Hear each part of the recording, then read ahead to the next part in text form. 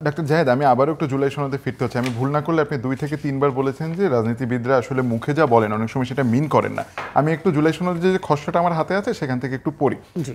জুলাই জাতীয় সনদ বাস্তবায়নের অঙ্গীকারনামার 1, 2, 3, 4 মোটামুটি সবগুলোতেই অঙ্গীকারনামায় শেষ হয়েছে পূর্ণ বাস্তবায়ন নিশ্চিত করব, সংশোধনের প্রতিশ্রুতি দিচ্ছি, টেকসই করতে অঙ্গীকার করছি, মেয়াদকালের মধ্যে বাস্তবায়ন নিশ্চিত করার প্রতিশ্রুতি দিচ্ছি। আপনি কি মনে করেন যে বাংলাদেশের রাজনৈতিক দলগুলোর মধ্যে পারস্পরিক আস্থাহীনতার যে জায়গা এখনো আছে সেটির ভিত্তিতে এই যে প্রতিশ্রুতি দিচ্ছি, নিশ্চিত করব, সবগুলোই প্রতিশ্রুতি, সেটি কি আসলে সাধারণ মানুষ আস্থা রাখবে? এটা রাখতে হবে, এটা রাখবে। আমি রাষ্ট্রী বলছি কেন রাখবে, আমি সেই জায়গায় আসছি। একটা জিনিস একটু যোগ করি বিচার নিয়ে। শেখ হাসিনার বিচারের আরেকটা দিকে আমাদের খেয়াল রাখতে হবে, খুব তাড়াহুড়ো করার ক্ষেত্রে।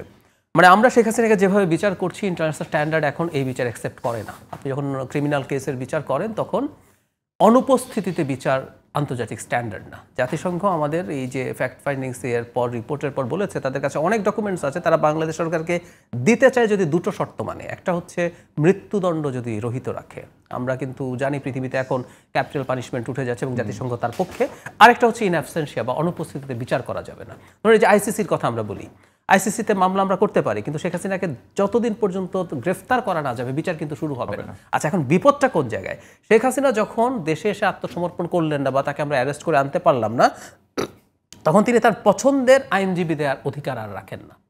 এখনকার আইসিটিতে কিন্তু আইনজীবী দেওয়ার অবারিত সুযোগ আছে, বিদেশি আইনজীবী থেকে শুরু করে যে কোনো কিছু করা যায়। যখন এটা পারবে না তখন আপনি কি করছেন? রাষ্ট্র একজন আইনজীবী তার পক্ষে নিয়োগ করে, কিছুদিন আগে আমরা নিয়োগ করে দেখেছি।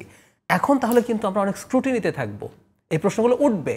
কেউ একজন যখন কাউকে লয়ার হিসাবে হায়ার করে, তিনি যেভাবে ফাইট করেন, যখন রাষ্ট্র তার জন্য একজন আইনজীবী নিয়োগ করে একইভাবে করছেন কিনা, সেজন্য বলছি আমাদের একজনকে তো সরে যেতে হয়েছে। হ্যাঁ, তো সুতরাং এই জিনিসগুলোর উপরে মাইক্রোস্কোপ দিয়ে রীতিমতো দেখা হবে। আওয়ামী লীগ আসবে না, কিন্তু তারা এই প্রত্যেকটা খুঁটিনাটি দেখার চেষ্টা করবে এবং এগুলো নিয়ে বিতর্কিত করার চেষ্টা করবে। সুতরাং আমাদের তাড়াহুড়ো না করে খুবই সতর্ক থাকা দরকার। এবার সনদের প্রশ্নে আসছি।